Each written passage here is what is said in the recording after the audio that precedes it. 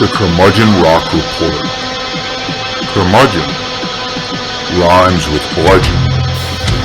Rock gods do it right. So do rock nerds. We're here for the rock.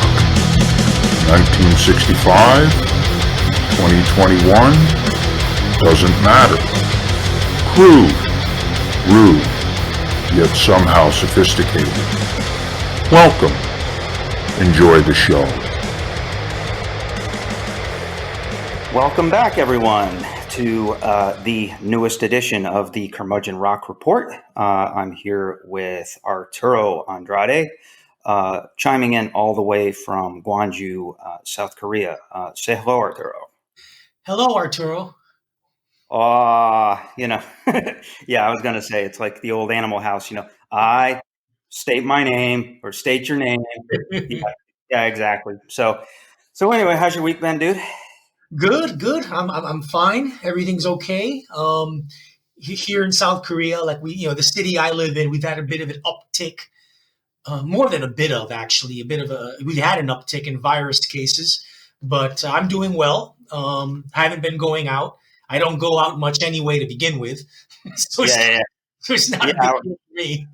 Yeah, I was going to say that's one of the things that I guess makes us curmudgeons naturally is that being in a bar room full of drunks, especially now, isn't that appealing. I mean, heck, it wasn't that appealing to me when I was 21. I mean, I like shows.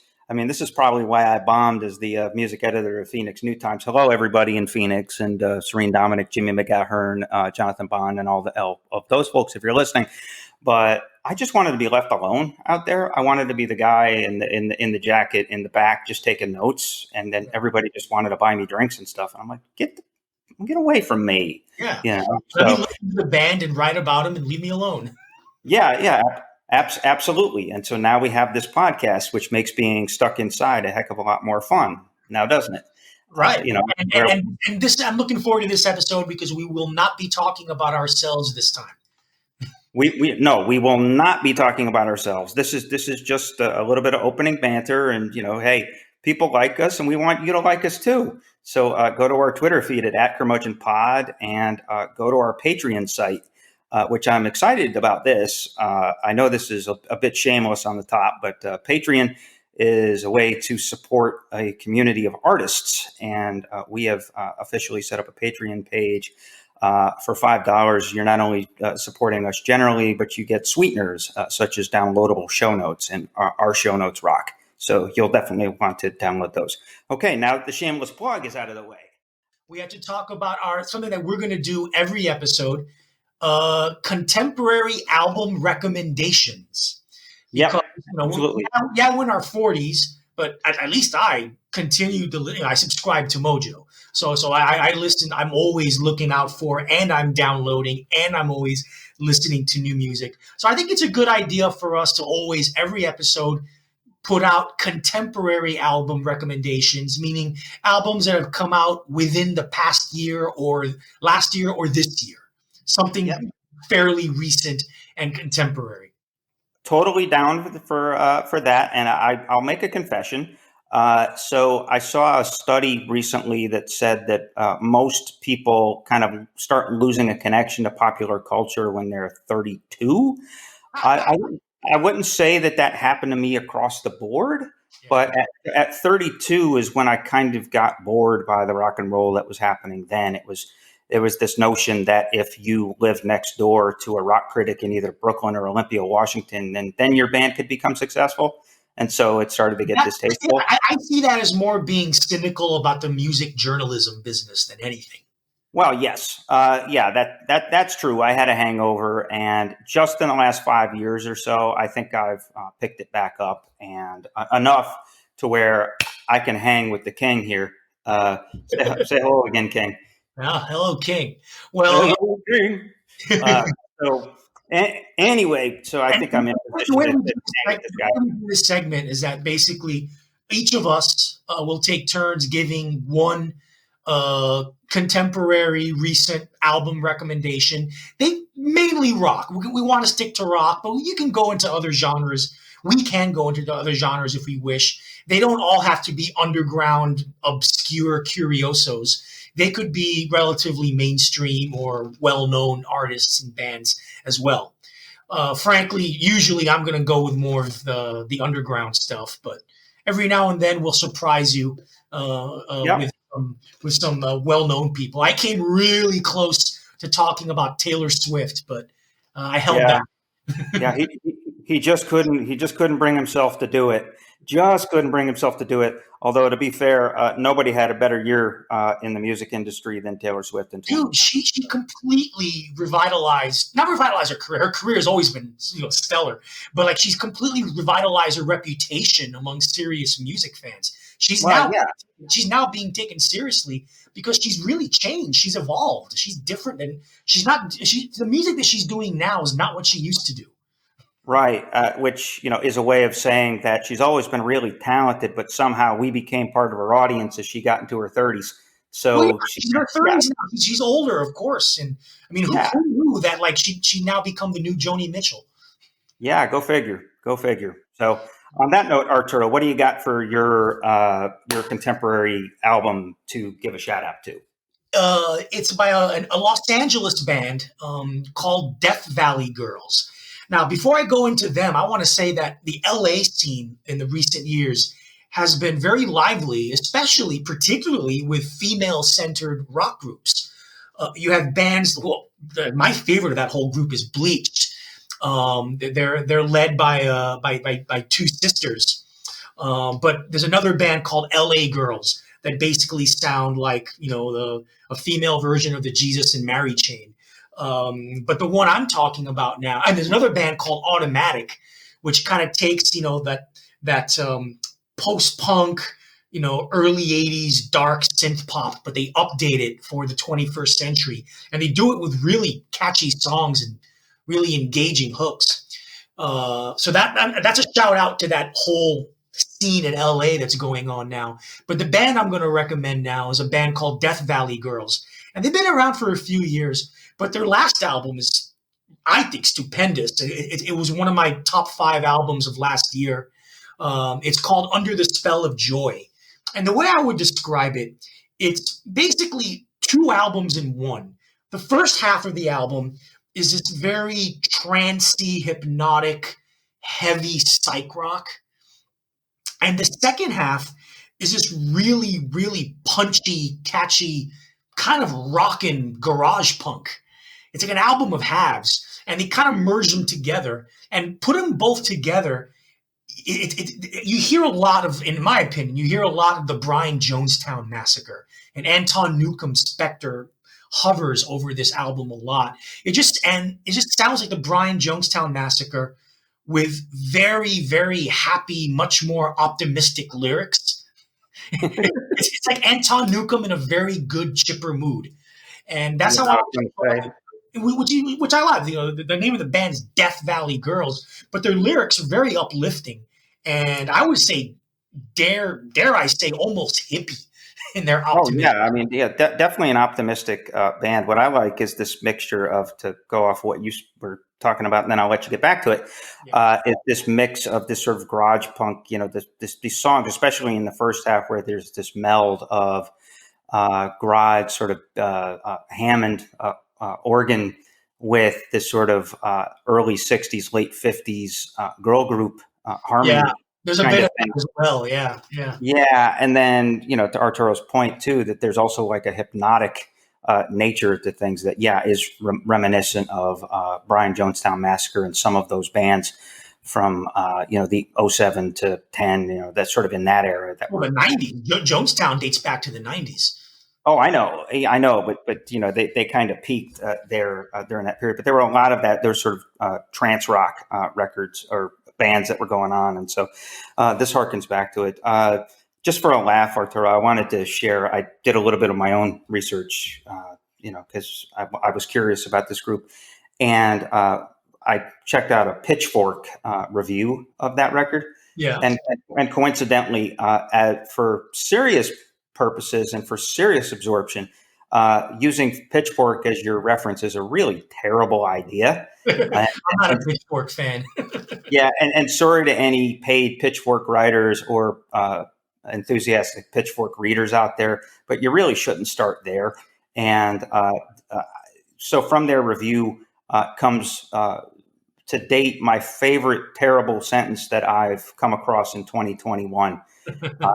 This says, "Under the Spell of Joy is not a soundtrack for eating cheeseburgers. It's music for barfing up the poison in your soul." Well, that's a compliment, at least. Yeah, I mean, it's meant as a compliment, but what in the world is that?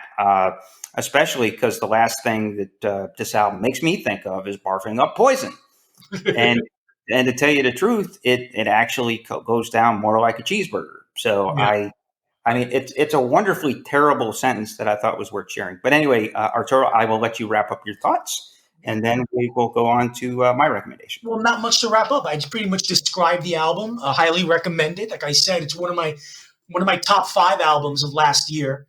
Yeah, I'm looking forward to see what they do next. I mean, that whole LA scene is really fascinating because they're all these bands and they're all female centered or female fronted, and they're all very different.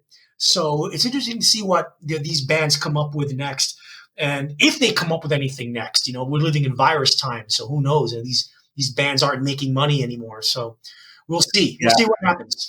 Yeah, no, absolutely, and that'll be a subject that we'll be covering here. I mean, that's one of the more fascinating elements of rock and roll right now is what's going to come out on the other side of the pandemic here. Could be good, could be bad, or there could be nothing, which is the scariest proposition. Yeah. So moving on. So my recommendation. So this has been the last couple of years. What we've seen is, I wouldn't necessarily call it the golden age for female rappers. I mean, that was probably the late 90s when, you had a lot of folks.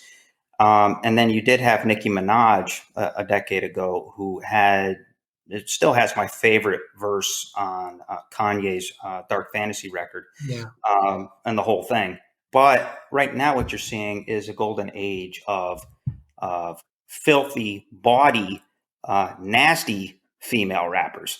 And so what you're getting is they're taking back the sexism and yeah, and so now you're getting exactly. You're getting this who's the dirty South of chicks, who's the Too Short of chicks, and it's or who's the Chief Keef of chicks. And so you're getting this competition, which fascinates me. And again, I'm a fan of Megan Thee Stallion, who I'm based here outside of Houston, and she's been a little bit of a local legend. I caught on to her in 2018 when she was still doing mixtapes, and then you've got obviously Cardi B, and those two. We will refrain from saying the actual title for all of you ladies out there, but needless to say, WAP, it shouldn't be as good as it is, given it was the best hip hop single of last year. What a great song. Yeah, I mean, yeah, absolutely. Just given it its inherent dirtiness, it shouldn't be that good. And so that's a good jump off point to describe the group I'm going to discuss today, City Girls. City Girls. They are from Miami. Arturo is a Cubano first generation who spent most of his youth in Miami. So this is near and dear to his heart. The City Girls are these two guys. I'm not first generation Cubano. I'm first generation American. I got that wrong. Anyway, so what I was saying, so there's these two gals from Miami, and they're really rough and tumble, and they've got their bona fides. One of them spent about a year and a half in prison on credit card fraud. Credit card fraud, yeah, and she actually became and this was JT. She became a big rallying cause for a lot of folks. Like Drake, who's an enthusiast and backer of theirs, was wearing free JT T-shirts and all of this. And then you've got Young Miami, and she's actually the lead rapper and probably the more talented of the two. Oh, absolutely. And so what you have is you've got these two. They're very good. They're very original and very, very, very filthy. And so what you have here is, and their latest album, is really, really strong. City on Lock. This came out last year, and it's, I've never been a huge fan of trap music, only because really the only one that I thought did it worth a crap up until now was Kanye West on Yeezus. But, obviously trap music is a very Chicago, very sort of influenced by house music. And obviously it's basically it's in some ways you can call it a ghetto folk music. I just never thought it was done well until now. Let's just say that these girls are like if Chief Keef and his crew had any talent and weren't actually psychotic. And so what you have here is you've got, in some ways, you've got an ode to Tricky, because Young Miami's flow is very similar to Tricky. And I loved Tricky back in the day. And they come up with these great choruses, one of which is broke N. We're not going to say the word, but it's funny, and it's and they're really really good. Lots of clever sort of I guess you would call it like kind of ghetto fabulous feminism. They're very creative and expansionist in how they in ways they come up with how things can go inside their vagina. Yes, and they also and according to them, their vaginas can do cartwheels. That's probably my favorite album on that. And so what it is it's kind of this female. And not only can they do cartwheels, it can speak many. Their vaginas can speak many languages. Yes, they can. As in the state Pussy Talk, which is one of my favorite songs on the album. Yes, yeah, they. And just remember, those broke ends, they don't deserve no pussy. Which is. Strangely enough, I know it sounds crude, but it is a wonderfully catchy hook. Yeah. My favorite thing about this record is, one, really solid minimalist trap beats. Two, there's an inherent ode to the Too Shorts of 30 and 35 years ago. Yep. There's real connection to Dirty South, what all those nerdy guys were doing in 04 and 05, and they all were nerds too. Little John, and, Yin Yang Twins, and all these guys. So there's a lot of that going on, but really what it is it's this sort of celebratory emasculation of all these gangsta types from the Dirty South, and it's wonderful. Yeah, and I'm a fan, and I think that I can see these gals, so long as they stay out of prison, and can stay alive and can navigate all that kind of stuff.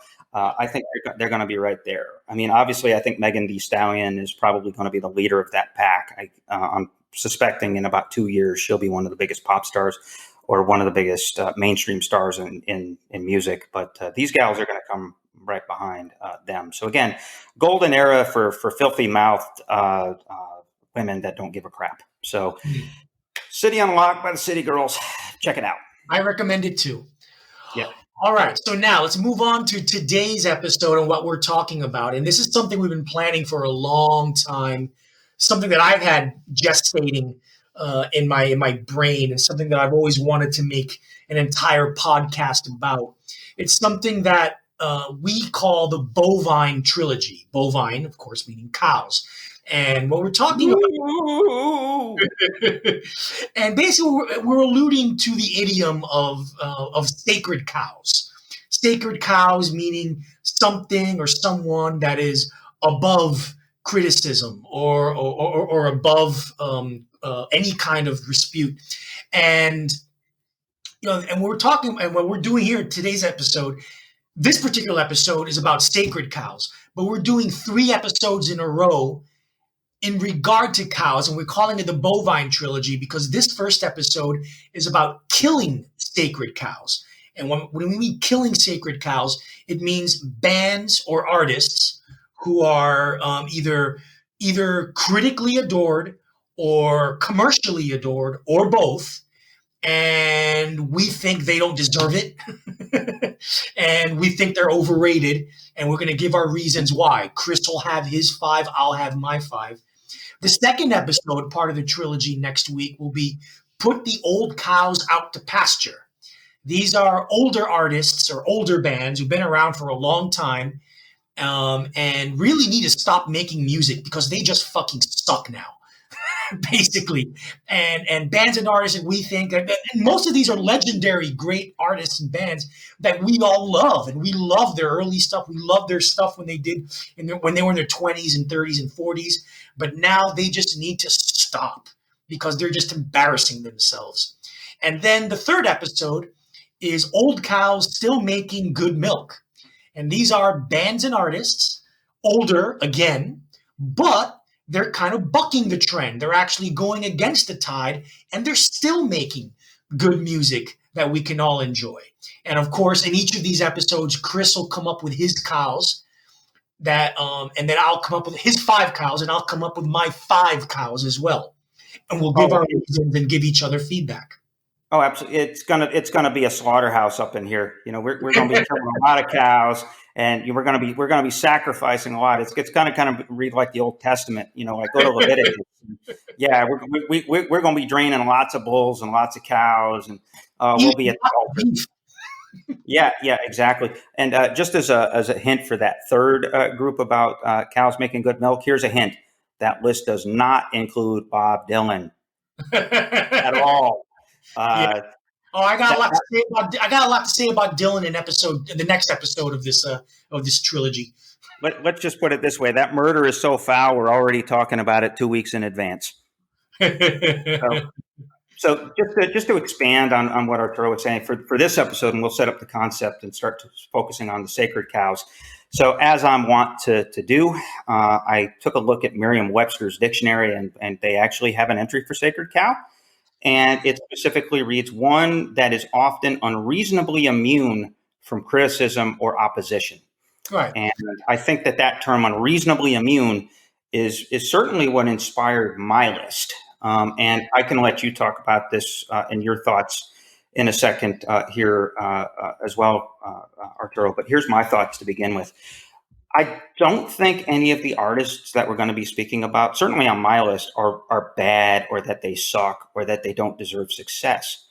Here's the thing, though. I just don't get the fawning and the undying reverence. The iconography regarding certain bands and artists. Yeah, I'm the same way. Yeah, why do they worship so much? Yeah, I mean, it really feeds into my general feeling that most popular music iconography is just annoying. Look, this is what happens when the iconography is greater than the output or the proper level of respect.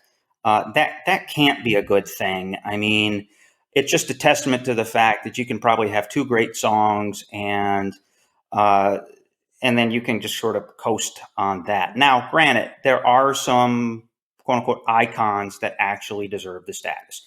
You know, Little Richard. Yeah, I mean, basically. Made millions of dollars on the backs of 2 songs, and basically rode that out for 55 years. But with those 2 songs, and basically, essentially created a good portion of the rock and roll that we know today. I mean, I guess you could call Tupac Shakur an icon. I was never personally a fan of his music. There are other hip hop artists who I rank higher than him on the iconography scale. Like I put Public Enemy way ahead of him. Not as an icon, as a group, yes. As a band that changed the idiom, absolutely. But the thing with Tupac is he wrote and he invented about 75% of the cliches that are still driving hip hop today. Or at least mainstream hip hop. Yeah, exactly. Mainstream hip hop. You know, the language of it. You know about everything being "feel me" and "ride or die," and just think of any sort of side chick and all this stuff. Think of all these terminologies that you know from hip hop. Tupac probably wrote. Okay, so I'm going on a tangent there. Point being is that there's a lot of this iconography and a lot of these folks that are held up on platforms that I don't understand it. I never bought into it in the first place in my case. And, here we are now. I mean, most of these artists were active 30 to 40 years ago. And, most people going down the street, they'll still have this reverence. One of the groups on my list as a preview, just got inducted into the Rock and Roll Hall of Fame. Several of them, actually. Yeah, I mean, at least on my list, I mean, I guess maybe you could make an argument that these artists deserve it, but it's like, whatever. I mean, I was personally more excited when Kiss got in because at least, you could put the fame in the Hall of Fame part. But anyway, I digress. Yeah. Any thoughts on what I just said there, Arturo? No, I mean, our reasons are similar. Basically, it comes down to like these motherfuckers are overrated. That's what it comes down to. Okay.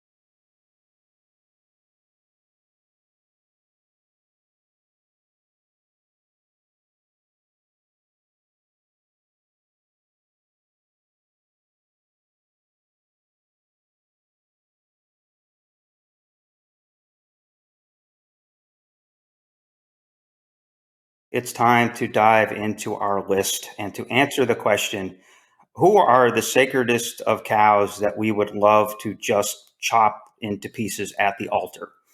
And so to get started and to not waste too much time, let's start this first part of the Bovine Trilogy and kill some sacred cows. Take it away, Mr. Arturo Andrade.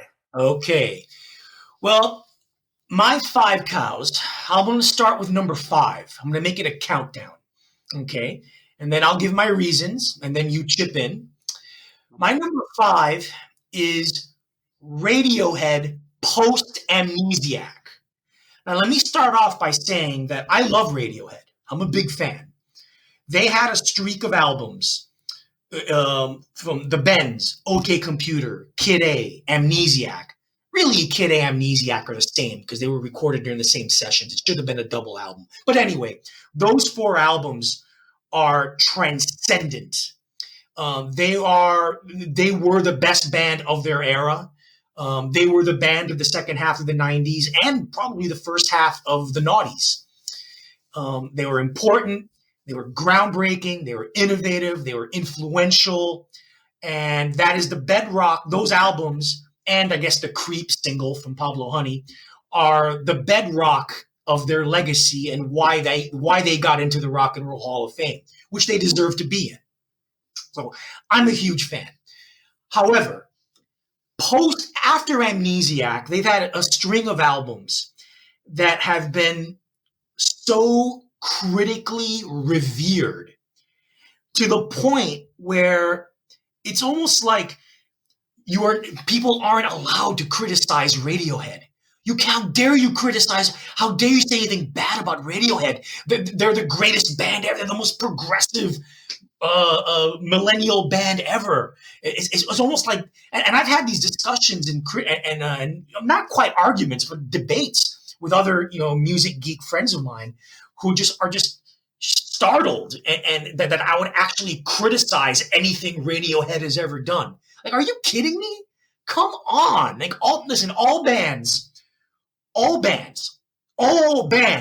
have a shelf life. Nobody is great forever.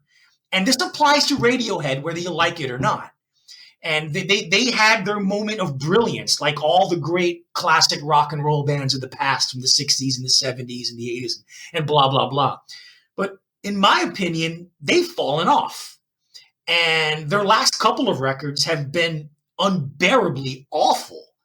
And yet critics and hardcore Radiohead fans still treat each new Radiohead release like it's the newest, greatest album by the greatest band of all time. And I find that iconography really annoying.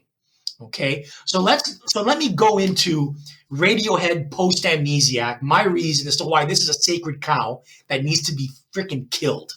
Okay, let's start. And you can chip in as I go from one album to another. We can chip in. First, Oh, I know. Hail to the Thief from 2003. Now, that is half a great album. The first half, it's got some really good stuff. The second half is just, a mishmash of just, overly experimental rubbish that really shouldn't have been released. And you know who agrees with that? Tom York himself. In several interviews, he's gone on record saying that album, which is a 15-track album, should have been edited to 10. And the reason is because Nigel Godrich, the producer, the band gave him free rein to choose the tracks and do the track listing for the album. Well, Godrich chose every single song from the sessions and to put it on the album. And York, never a good idea. That's why they call it. And York's gone on record saying, you know what? We probably shouldn't have allowed Godrich to do that. Because the album should have been edited. And you listen to it, and the second half of the album just falls apart, which is a shame because there's some really good stuff in the second half of the record. But even then, despite a couple of, like, the first track, I forgot the name of the first song on that album, which is kind of a big guitar rocker, and one other one, it's good, but it's still Kid B. It's nothing they haven't done already better on previous albums. Yeah, more like Kid C plus. Yeah. Well, Kid C's coming up later, but There There is a good single. That's a good. That's the other song I was thinking about. Yeah, that's a good song. Yeah. It's a good song, but it's not. Again, would you put that in Radiohead, the top 20 Radiohead songs or singles? Absolutely not. It wouldn't even go near that. So that's an album, and it got praised a lot because it came out in 2003, and the title is a pun on Hail to the Chief, which is something that we say about American presidents. And this is at a time when there was the Iraq War, and George W. Bush was the president. So that was an allusion to the Bush presidency. So that got a lot of kinetic critic talk from the critics. And how important, and how prescient Radiohead are. But that doesn't take away from the fact that it's half a good album and it should have been edited. And it really isn't and wasn't and still isn't worthy of the praise that it's gotten in critic circles, in my opinion. All right. Now, the next one.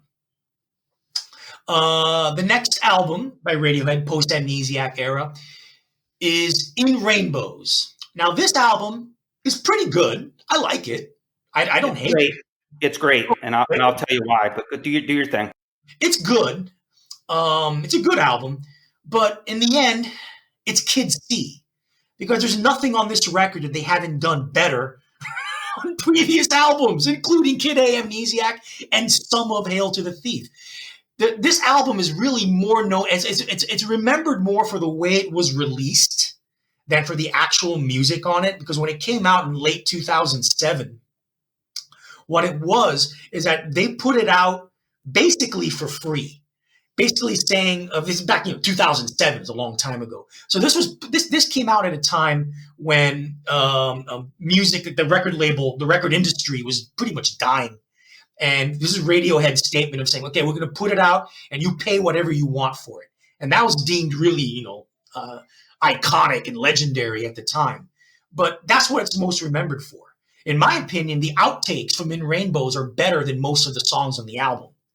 I love the outtakes from the album way, way, way more. What were the singles from In Rainbows, if you remember? Well, yeah, you've got what is it, like House of Cards, and you've got right. Yeah, the thing about that album, Two Step, which is the most well known one, or 15 Step, or whatever the hell it's called. It's almost kind of funny that my brain is freezing on the track listing. Yeah, but I was really a fan of that record because it has this simultaneous ethereal nature with this really, really tight, gorgeous lead guitar work from Johnny Greenwood. And so I was just a real fan of that aesthetic of Tom York sounding like he's floating on a cloud on Venus, but Johnny Greenwood like basically cutting the middle of the mix almost like razor wire.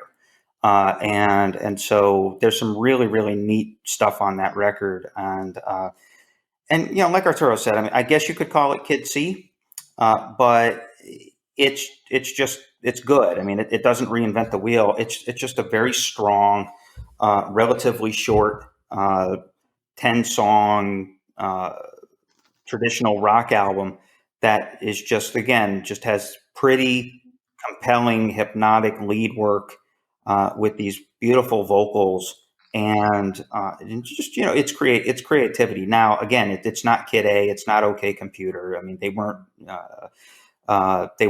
channeling Autek or ZZ Top at the same time. They're not. But it got praised as if it were, and I think that was a little too much for me to take. Like I said, it's not a bad album. There's some stuff on here that I really like on In Rainbows, but overall, like I said, Down is the New Up and Bangers and Mash, or like the two of the outtakes. They're better than almost anything on the album. Yeah, that's true. I mean, they actually. There's not much of a traditional left of B-sides, but that was one of the few examples in the 2000s where you could say that there were strong B-sides to an album. So, yeah, I mean, again, not reinventing the wheel, but a strong record. I personally think it's their second best record, which, you know, I know that Arturo will look at me later and be like, "Are you fucking crazy?" Second best. Yeah, I think it's second best. I actually do think it's a little bit better than OK Computer, which I guess. Oh, no way. Is it? Oh, my God. Coincidentally, for all of you who disagree, curmudgeonrock@gmail.com. Call me an asshole. I will answer you, and I'll give you a shout out in the air, baby. So go ahead, Arturo. That's like saying Tattoo You is the Rolling Stones' second greatest album. Okay, I mean, if you say so, but I mean, that's a great line. We'll finish quickly because the next two and their two recent albums were gigantic pieces of shit. Yes, they were. First of which, The King of Limbs from 2011 is basically Radiohead flatulating on their audience. They're not even. By this point, they're not even trying anymore.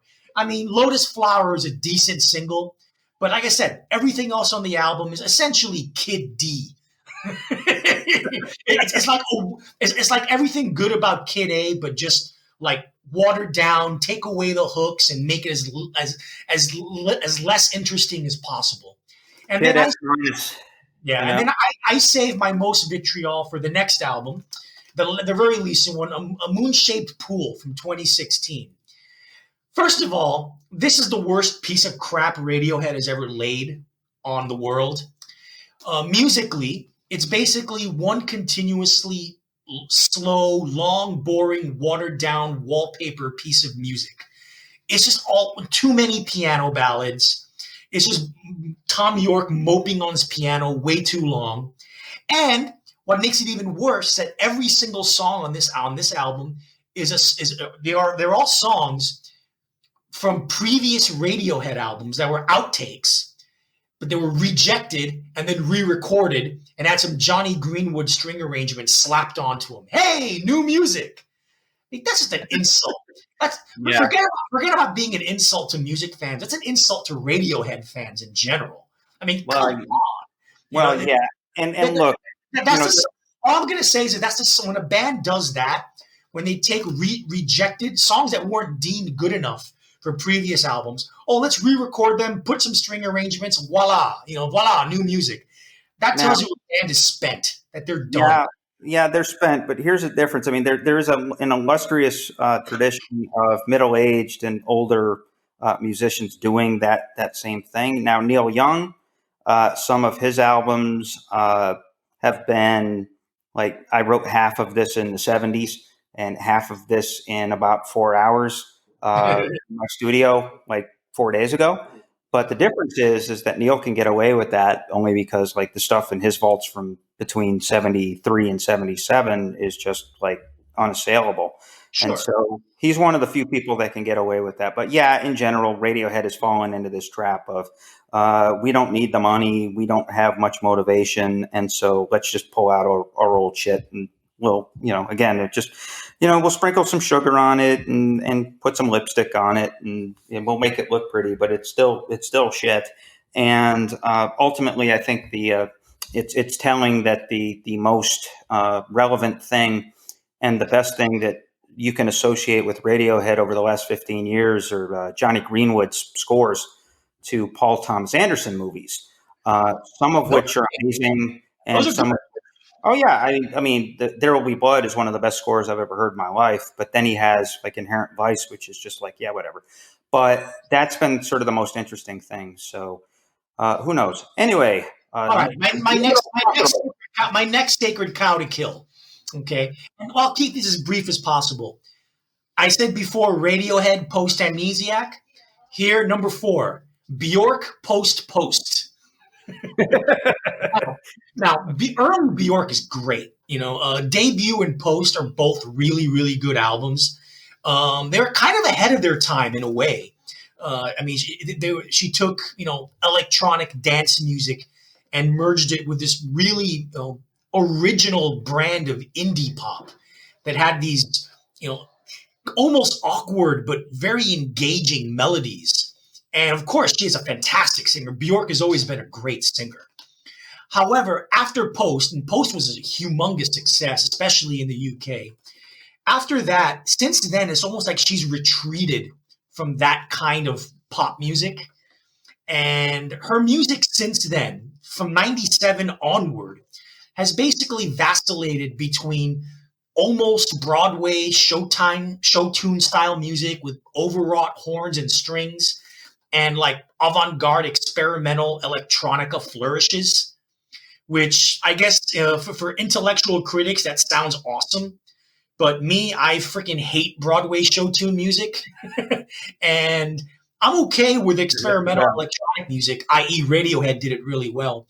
But the thing with Bjork and what she did is I was missing her later period stuff, just misses the bedrock of the solid, appealing songcraft with hooks and melodies that characterize her early work. And I'm just not a fan of anything like Vespertine. I don't like that.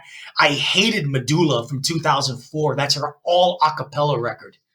Like, does anyone? I love that record, but anyway. Really? Oh, I appreciate the fact that she's trying something new and different.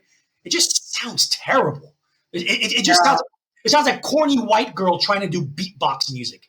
Yeah, but at least she had legitimate Eskimo throat singers on that record. So yeah, again, not her. They. Yeah, it's one of those records that's more admirable than listenable. But I actually do. I'll give it up for that record. But yeah, you're right. Phony Broadway is never a good idea. Real Broadway once in a while is great. You may hear me talk about Hamilton from time to time. Right. Phony Broadway, never a good idea. And Volta's got a couple of good singles. But I saw her live in South Korea, actually, back in early 2008. And the whole show, first of all, it was only like 45 minutes long. And I paid like $90, the equivalent of $90 for the ticket. And all she did was songs from Volta. And one song from Post, and that was the whole show. It was really, really disappointing. Okay, my sacred cow number 3. And I'm going to piss off a lot of baby boomers, especially in the UK here. Syd Barrett. The iconic former frontman from Pink Floyd. Now, why I'm putting him as my sacred cow to kill, I have a lot of reasons, but I'm going to try and make it as condensed as possible. The one album he did with Pink Floyd was their debut album, Piper at the Gates of Dawn from 1967. It's known as this, it's considered one of the seminal, 1960s British psychedelic rock albums. It's usually mentioned right up there with Sgt. Pepper's and all the other, psych period albums. My thing with Syd Barrett is that, have you ever listened to Piper at the Gates of Dawn? It's often unlistenable. It's often really, really it hasn't aged well at all. And what he gets credit for a lot, when you read a lot of critical reviews and retrospectives on Barrett, is his lyrics. But his lyrics aren't that good. They're these cheesy, corny, whimsical fairy tale nonsense. Oh my! Let me give you a quote. Here's a song, "The Gnome" from Piper at the Gates of Dawn. I'm going to give you the first few lines. Are you ready? Here we go. I want to tell you a story about a little man, if I can. A gnome named Grimble Grumble, and little gnomes stay in their homes. That is a Syd Barrett lyric. He Hey, wrote that. I didn't realize you were alive in 1968. You resemble that remark. There's another one. This one from a song called Flaming, one of the tracks off this. Okay. Alone in the clouds, all blue, lying on an elder town. Yippee, you cannot see me, but I see you. Oh man, so precious it gleams in the sun. And then of course you have bike. I've got a bike. You can ride it if you like. It's got a basket and a bell that rings and things to make it look good. I'd give it to you if I could, but I borrowed it. I mean, really? This is the lyrical brilliance of Syd Barrett? For Christ's sake. Only the British can like this garbage, I'm telling you. All right. What else? What other reason why Syd Barrett is a sacred cow that needs to be murdered? He was an average guitar player whose supposed innovation was surpassed by other guitarists of his era, i.e. Pete Townsend, Jimi Hendrix, Jerry Garcia. The supposed innovation of Syd Barrett on his guitar playing is basically overpassed by the fact that during this time, during the era of the early Floyd, it was Richard Wright, the keyboard player, the classically trained keyboard player, who was the real musical architect, of that group. This is before Roger Waters became an egomaniac and took the band over, And I think it's telling the best song on Piper at the Gates of Dawn is the 10, 11-minute instrumental jam, Interstellar Overdrive, which is the one that, Syd Barrett had the least input in writing, And another thing, they got better after he left. I mean, there's no doubt Pink Floyd became a better band after he left, And his solo work that he made after Piper at the Gates of Dawn from the late 60s to the early 70s, it really is, it's really just the solo work. His solo work is the gibberish of a mentally ill person. And he was mentally ill because, he had his LSD flame out. Yeah, I was going to say, go figure. LSD flame out makes music that sounds like an LSD flame out. So yeah, but if you think about it, and a lot of what I read about him, it seems that he really had latent mental illness that was exacerbated by the excessive LSD. And a lot of his solo work is, like I said, the gibberish of a mentally ill person, lacking the soul and spirit that other crazy mentally ill songwriters like Daniel Johnston had and injected into their work. If people listening don't know Daniel Johnston, go listen to Daniel Johnston. Yeah, absolutely. That is an outsider, weirdo, crazy freak icon who deserves his iconography status. So basically, he was a very moderately talented bohemian with latent mental illness exacerbated by excessive LSD, and he flamed out, leaving very little of actual good music. The end. Okay, Chris, what do you think of Syd Barrett? Yeah, here's my take on Syd Barrett. I think that Arturo's pretty right on that there was a preciousness to his stuff that is funny. Do I think he wrote? I think he had a style. I mean, there was that psychedelic pop. It was definitely artsier, fartsier, and I've never quite gotten it either. I think that it just lacks depth. There's nothing deep about it. There's nothing about it. Yeah, I know. I mean, it lilts, and it has those kind of weird kind of ups and downs and jams and those types of things, and it's compelling. But look, Syd Barrett's greatest contribution to rock was melting down and paving the way for Roger Waters and David Gilmour to take over the band. To find their voices as songwriters and arrangers, and to get the amazing stuff that we got out of the reconfigured Pink Floyd in the mid '70s. Animals being one of my favorite records. So, in a way, thank you, Syd Barrett, for paving the way for Animals. So that's really his legacy to me. All right. Now, sacred cow number 2, the only American on my list, Scott Walker. The irony, the fact of him being American, is he was only big in the UK. I swear to God, his godhood is a UK thing, because in the US, most people don't give a shit about him. Basically, in the 1960s, he started out as a trio, with two other guys. They weren't related, but they called themselves the Walker Brothers, and the three of them were American. And they moved to they couldn't get anything in the U.S., so they moved to the U.K. And they basically became the American answer to what the Bee Gees were in the 1960s, although they predated the Bee Gees a little bit. When I say the Bee Gees, I don't mean the disco Bee Gees. I mean the 60s pop Bee Gees, of which there's a great HBO documentary out that you should check out when you get a chance. But anyway, they started out, and basically they did Andy Williams-style pop songs, very orchestral, very symphonic, songs about love, and the teenage girls gushed over them. Well, they broke up. Scott Walker went solo, and when he went solo, his music got more serious, and basically serious and darker. Okay. Now that sounds good. That sounds cool. Sounds interesting, especially when he's doing covers. And early on, his first couple of solo records, Scott 2, Scott 3, a lot of covers, mostly by the French writer Jacques Brel. Jacques Brel was a legendary French songwriter known for his character vignettes, or his character sketch or character study songs about sad loners and losers, or down on the outs, basically kind of like and junkies and prostitutes and all that kind of thing. Basically, he was the French Lou Reed before Lou Reed, writing about the deviance of society. And Scott Walker covered a lot of his songs. He also covered Tim Hardin's songs as well. But then what happened is that when Scott Walker started writing his own songs, they basically just sounded like Jacques Brel ripoffs. Basically doing the same thing Jacques Brel was doing, sad losers and loners, character studies, prostitutes, pimps, blah, blah, blah, getting drunk at a bar and all that crap. But okay, it sounds good, but you already covered a bunch of these songs by a guy who did that, And musically, I just never got the praise that Scott Walker's string arrangements got by a lot of critics. To me, it's just syrupy, saccharine, maudlin string arrangements that overwhelm the songs and bring them down to the level of kitsch. And he comes off sounding more like a more depressed Frank Sinatra.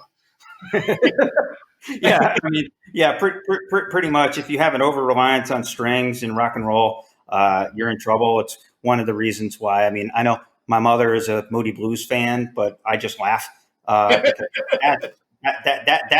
That's ridiculous strings, but not as ridiculous as Walker's. The stuff I've heard from Walker, that's ridiculous strings. Yeah.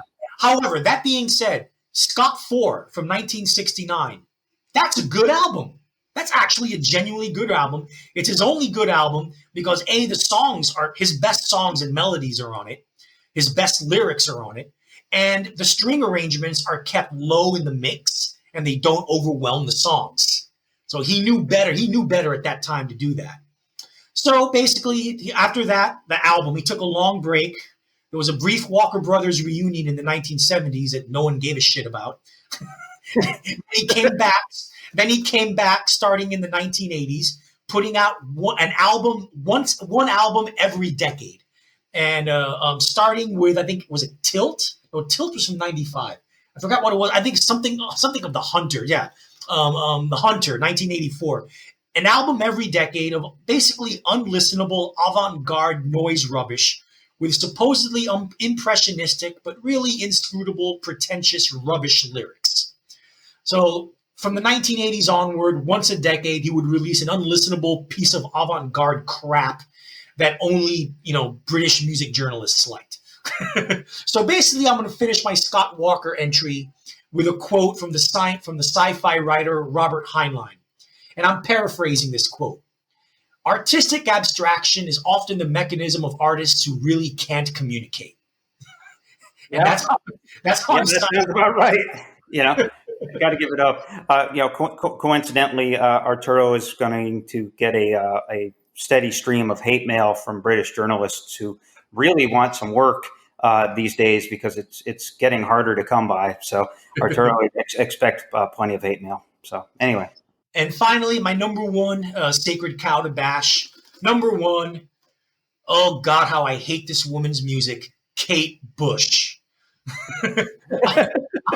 I will acknowledge that Hounds of Love is a good album from 1985. That's a good record. I mean, Running Up That Hill is a good pop song.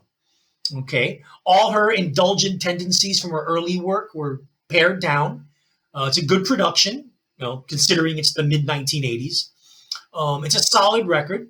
It's been a bit influential, but here's the thing. This is the case. Kate Bush is one of those cases where the influencees are better than the influencers. For example, Tori Amos, Florence and the Machine, particularly the early Florence and the Machine work, and artists of that ilk. I would take them over anything Kate Bush ever did. Agreed. Yeah, clearly influenced by Kate Bush, but Tori Amos, for example, is a much better singer, much better songwriter, much better musician. Okay. And when I'm talking about Kate Bush, I'm talking about her early work, really. Her early work was marked by overly theatrical histrionics, not just her stage show, which was basically a Broadway musical with multiple costume changes and her dancing in different costumes and doing different personas and acting like an unbearable twit. Okay. But the histrionics were in the recordings themselves. And the histrionics came in the form of the most unbearably badly overused falsetto in the history of pop rock. Wuthering Heights, her first big hit, is actually a pretty decent song that's ruined by her vocals, and you combine that with the schlock, weepy ballad songwriting that basically covered her first 4 albums. This weepy, mopey ballad, piano ballad crap. It just lacked emotional punch and any real depth. Before Hounds of Love, she had The Dreaming in 1982, which was her supposed transitional record. And while it is bold in its attempt to shed her pop audience, that album goes overboard with all this dissonant, awkward vocal phrasings, even more so than usual, and the overall artsy-fartsy flim-flam of the production and just the silly, just overly artsy music that just doesn't really connect on any emotional level, And then after Hounds of Love, the records that she made just have dated very badly, and they sound very much of their time. The Sensual World from 1989 sounds like a big booming drum track album from the 80s. The Red Shoes from 1993 sounds like an early 90s overly processed pop record. And after that, why would you want to listen to anything from Kate Bush after that? So tell us how you really feel. That's the thing. Kate Bush, this is something that'll come up on my list, but when the best thing you've ever done is on somebody else's record. What was the song you did on Peter Gabriel's record? Don't Give Up. Yes. Tremendous song. Great vocal by Kate Bush, but Kate Bush bores the shit out of me too, but I didn't care quite enough to put her on my list. So I did. Good job, Arturo, for telling us how you really feel.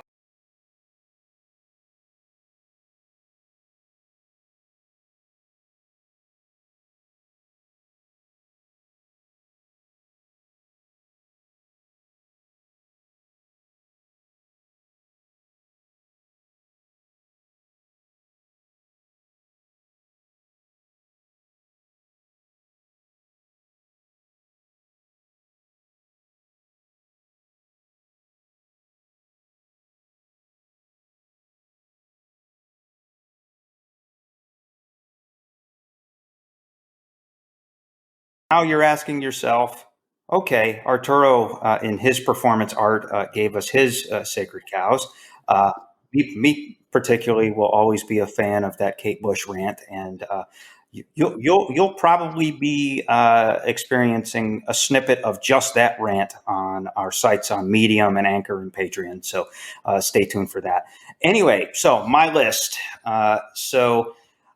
Really a theme of my list. There's a couple of themes to it. It's, again, these are all good artists. I just never got the adoration. And mostly good artists. Okay. Mostly. But but here's the thing that you'll find, and this is something I say, and I've made this joke about Ted Bundy. Handsome guys can get away with anything. All dark, handsome guys. who are Yeah, moody. exactly. They're mysterious. They're dark. They have that cool without even trying. Those types of things, and so a lot of this goes very subjective annoyance. Me just sort of shrugging my shoulders and just really not getting it. And I would say my list probably pushes the envelope a little bit more than Arturo's, and I think in at least two of these cases he will vehemently disagree with me. But so let's start the list. Chris is just jealous that he isn't a tall, dark, handsome, moody guy. That said, Elvis Costello is my number 5. Okay. That might stun a lot of people, but here's what I'll give you the brief version of how I see Costello's career. He made himself on 2 slightly overrated records, and then was able to further his popularity through a couple of actually underrated records. And then he gets to 1986. He drops 2 records that year. And then from there, he's been phoning it in ever since, just about, with a couple of interesting spots here and there. Here's a guy that I guess was so, dying for hipster credibility that he did this absolutely awful album with The Roots.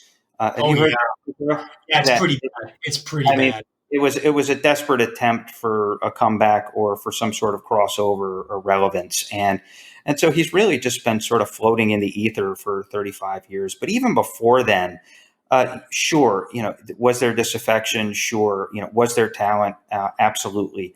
But here's my thing with him. I'll give it up for Armed Forces and Imperial Bedroom. I think those are his 2 best records personally. A lot of folks give a shout out to This Year's Model. Obviously, it shows up on a lot of 100 greatest albums of all time. And I'm just like, it's got a couple of great singles and a couple of great songs on it, but otherwise not very moved. But here's the thing. Elvis Costello's best song, his best recorded song, is What's So Funny About Peace, Love, and Understanding, which was written by Nick Lowe. Yeah. And so the best song in his entire catalog is not even written by Elvis Costello. And perhaps if you go on royalties, it's probably the song he's made the most money off of.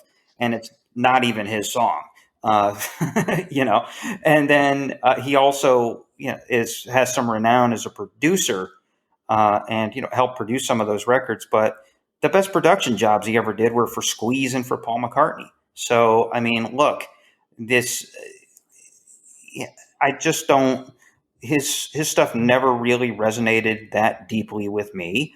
I think that it's just more, his shtick is more cute than anything. And again, I just think that you run out of ideas and you run out of inspiration. And so what do? You spend, let's do a jazzy record here, or, let's do like an old timey sounding record here, or let's collaborate with let's do a snooze fest with Burt Bacharach because people were really asking to hear that.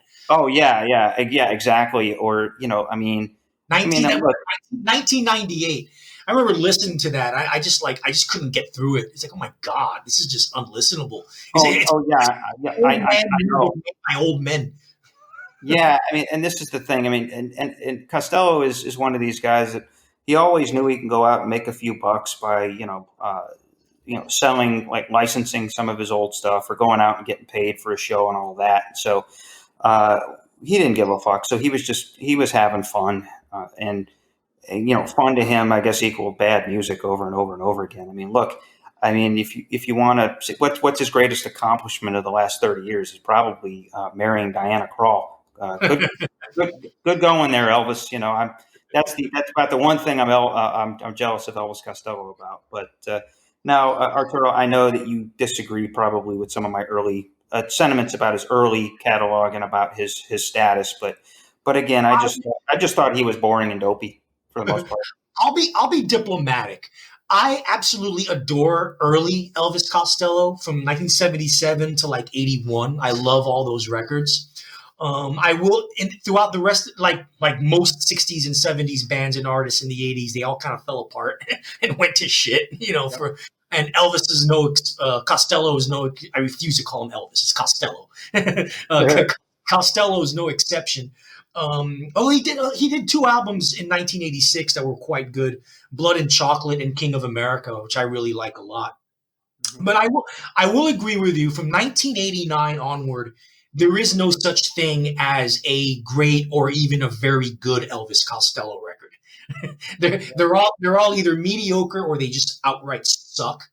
What I will say is that from 1989 onward, there is a smattering of really good songs here and there. Oh, sure.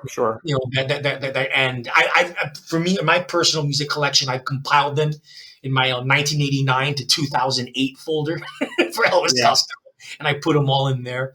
So I do see what you're saying. And the last thing I'm going to say is that before he had his recent cancer scare, and since then he's mellowed out considerably. He's usually known to be a pretty cantankerous interview. You know? Oh, yeah. And he was known as being kind of a dick. And a few years ago, before he had the cancer scare, he gave an interview with Mojo, and I'll give the Mojo writer credit. And I think it was a he or a she, I'm not sure. But the writer, she kind of like stood up to him and told him, "Hey, well, how do you respond to the fact of the criticism you've had over the years that in your songs there's not enough space in your music? You know, that you overcrowd the songs with words, and there's too many."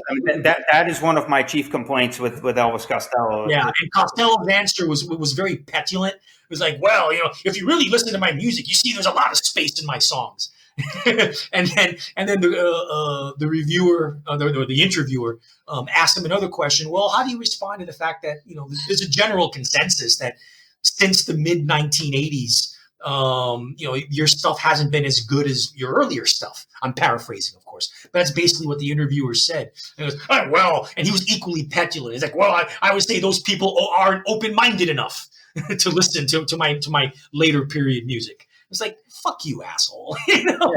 Yeah, seriously, fuck you, asshole. Yeah, and that's the thing. Like I said, I mean, just, you know, a lot of his stuff, you know, either was overly precious or, yeah, like Arturo alluded to, it sounded like a train going off the tracks, and that's just to me.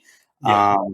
And look, you know, he's got some great stuff. I mean, Imperial Bedroom as an exercise, that's a great record. Armed Forces is a great record. But again, I just don't understand. One, I never understood how he got to that iconic phase in the first place. And then two, it's just like he's been living off that ever since. Okay, number 4. Yes. Also pushing the envelope, 9 Inch Nails. Ooh. And so here's my take on 9 Inch Nails. Trent Reznor is very, very, very talented, incredible producer. And as a conceptualist, he is, you know, I think he deserves props for being an innovator. Here's the thing, though. He's just phony. I just don't get, you know, him as to me, it's a really good shtick, and it all sounds wonderful. I know that Arturo will remember that the number 1 album on my lists in 1999 was The Fragile. And this was more as an achievement. It was an album that was easier to admire than to actually listen to. This was Reznor, Flood, and Alan Moulder just putting together studio art.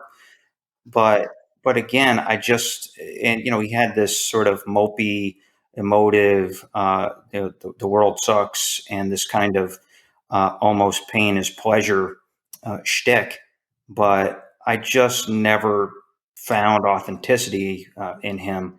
And it always kind of baffled me that there were all these peers of ours that really fell hard for him and for them. And maybe it was the aesthetic. Maybe it was that, you know, what I thought was Reznor's phony tropes on alienation actually resonated with a lot of these kids. And then if you really look at it, he broke big with The Downward Spiral, which I'll admit is probably his best record overall. Oh, yeah. But since then, I mean, he had a great single in The Perfect Drug. Then I said, you know, The Fragile was this great shining monument to studio art. And then he had the album With Teeth in 2005, which I actually really liked in some respects because it featured a lot of live drums by Dave Grohl. I thought that was an interesting mix. But even then, I mean, the phoniness was dripping. And then somewhere along the way, he got sober. He had an alcohol issue. Oh, no. He got sober way before that. With Teeth is his first sober album. Okay, so With Teeth, he was actually sober. And remember, during the videos for 2005, he was all buff and muscular. He started lifting weights after he got sober. Oh, okay. I for whatever reason, okay, well then that's even a bigger indictment of his phoniness. That even after he got sober, he was still, not really. Watch the video for like what's the single from 2005? The big single. It's the George Bush rant. I know. The hand that feeds. Yeah, look at the video. It's kind of grainy because they're going for that aesthetic. His arms are buff. He looks like Hulk Hogan. He's like clutching the microphone with really short. Heck, he looks like Henry Rollins on steroids. He's like really short hair and big muscles, like grabbing that mic. Yeah, exactly. So he went from one phony extreme to another, and again, and that's really the theme for me with Reznor. It's just phony, and I think what proves that is that what have been his greatest accomplishments in the last 10 years. He's partnered with Atticus Ross and has done lots of soundtracks, lots of scores. The most recent one, which is the most telling, and I guess it speaks to his talent, but also to lack of conviction, is he did the score to a great movie, by the way, Soul. You should check that out, Arturo. It's Pixar's newest movie. But he did the soundtrack to that, which is more sort of jazz heavy. And so it speaks to talent, but it's like, it's the epitome of just sort of, lacquer as opposed to substance. And so that's really my complaint with NIN, and why I would call them a sacred cow, is that, he built up this shtick and this veneer, and did it incredibly artfully well, and is at probably genius level. But I just saw through it, and I just don't understand the reverence and the deification of the guy. I really don't. There was at one point in time I would have agreed with you, because I like I said, I was one of those who thought The Fragile would have been a great single record. And for a while, I didn't like With Teeth. And I was kind of down on NIN. But in recent years, I've actually learned to appreciate them more. Now I'm with you on The Fragile. I agree with you on The Fragile. I like it quite a bit. I've learned to like With Teeth for what it is. It's basically pop Nine Inch Nails. Oh, yeah. It's a fun record. It's streamlined Nine Inch Nails, but done well, and only he can do it because he's Nine Inch Nails, right? True. I actually like Year Zero because it's kind of a bold record. That's basically his laptop album. He recorded the whole thing on his laptop, and that's that's an engaging record to me. I like it's the first Nine Inch Nails album from 2007, Year Zero, that isn't about his emotions and his feelings and him feeling alienated and him being heartbroken and blah, blah, blah. It's actually kind of a socio-political bent about a future world where fascism takes over and all that. And I guess, he was in his early 40s when that time came out, so I'm sure he was pretty affected by the Bush administration at the time. And then he got married, got really happy, had kids, put out an album in 2013. Forgot the name, but it's a good thing that I forgot because it's a really, really bad album. It's basically Nine Inch Nails being happy. Him writing joyous songs about finding lost love and all that stuff. And I finally found a love and all that kind of crap. Yeah. And it's really, and musically, it's really nothing special or different.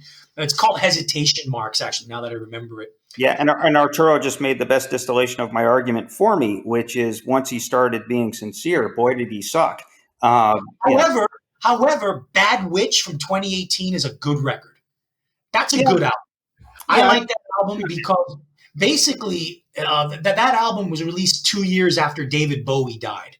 And Bowie was a big influence on Reznor and a big help in his career. And you can hear a big later period Black Star influence on that album. It's very jazzy in parts. I quite like Bad Witch. I think it's actually his best studio work since The Fragile. However, the Ghost stuff, the recent Ghost things that he did is just one long, languid piano solo after another. It's something you listen to. It's something you listen to if you have insomnia. Yeah, I mean that's pretty much what the Soul soundtrack is, or the score is a lot of that kind of. And again, the guy is incredibly talented. I just never understood why the shtick resonated as well as it did. So Let's move anyway, on to 3. yeah, we will move on. And so number 3, Depeche Mode. Oh boy. And now we're really pushing the envelope here. And again, handsome guys get away with everything. So here's my take on Depeche Mode. If we were still in 1987 or even 1984, I would adore them. They really did create a special kind of electronic rock and roll. Some of the best drum programming ever done by white people are on some of those records, from that era. Especially Some Great Reward is just a brilliant record. That's the one with People Are People on it. For those that are wondering. And so there's just some genius stuff on there, and then Music for the Masses after that. I mean, I've always appreciated that. Martin Gore, really talented guy, great songwriter. Dave Gahan, actually, he's epitome of that era's sort of British quote unquote deep thinking frontman. Yeah. And so they had built up this following. They're kind of like the Metallica of British electronic music in the sense that they built up this cult and sort of, built up like 10 fans at a time. And you keep doing that over years. Eventually you have millions of fans. And so they swung for the fences, and comes Violator, and Violator explodes them into into gazillionaire status. Although, to be fair, Personal Jesus might actually be their best single. Anything that can be covered well by Johnny Cash is probably a great single. So, but then there's just this, okay, so they swung for the fences, they became rock stars, and then they just got annoying. And from there, it was this sort of, I mean, obviously that's when drugs kind of kicked in and at least ruined Gahan. And it just sort of, they became insufferable. And, I never much cared for the stuff from the early 90s and the mid 90s. And again, they got to a point where they were just not just phoning it in, but they were content to be British rock, British music royalty. And so the attitude was just sort of annoying, and they must not have been very likable, because even after a pandemic, they got elected to the Rock and Roll Hall of Fame last year with 9 Inch Nails. with 9 Inch Nails, ironically enough. But they were inducted by Charlize Theron, so they must not have been very popular or made a whole lot of friends. And look, there's bands out there that they influenced. I know that bands like Coldplay and there's a bunch of younger bands that cite Depeche Mode as an influence. But man, even in the middle of a pandemic, you couldn't get anybody better than that to nominate. Their own to induct you. Yeah, so, I mean, look, there might be a common theme with the 9 Inch Nails and Depeche Mode being on here. Maybe it speaks to my own sort of personal annoyance, or not really even insecurity. But look, Depeche Mode was big when I was like a freshman and sophomore in high school. 9 Inch Nails broke when I was in college, and it was like you had all these people that look, I'm weird, and these are the people I thought were weird, and so that ought to tell you how weird I thought they were. And there was this big cult around both Depeche Mode and 9 Inch Nails, and so it's kind of like this association of like, what is the depth that they're seeing? And again, I mean, Depeche Mode, their 80s stuff. Look, they invented a genre. I mean, basically, they invented a genre, and so any band that invents a genre, you got to give it up for them. But then it's like, as Arturo said in his half of the Sacred Cow exercise, at some point you lose your mojo, or, things get thrown off. And then what do you do from there? It's kind of like, in some ways, these bands you can compare them to, let's say, like a Gale Sayers or somebody like that in sports that's good for 7 years. Well, okay, well, at 28 and 29, they're washed up. What do they do for the rest of their lives? So it's like that with some of these bands. And so they get into the 50s and 60s, and it's like, dude, it's time to kill you. And Yeah. you ain't that sacred anymore. And, people our age, maybe even younger, that are holding on to these bands as exemplars. It's like, man, yeah, again, if Depeche Mode was still in 1984, would love them. Here in 2021, and as I've grown up, it just doesn't make any sense to me that they would maintain that reverence. So. See, my thing with Depeche Mode, I didn't used to like them. I was never a fan until my mid-30s, when I lived for a brief spell in Chile, and I was dating this girl who was a big Depeche Mode fan. Dating this woman, I should say. She wasn't a young girl. She was roughly my age. And she got me into them, and I learned to appreciate them.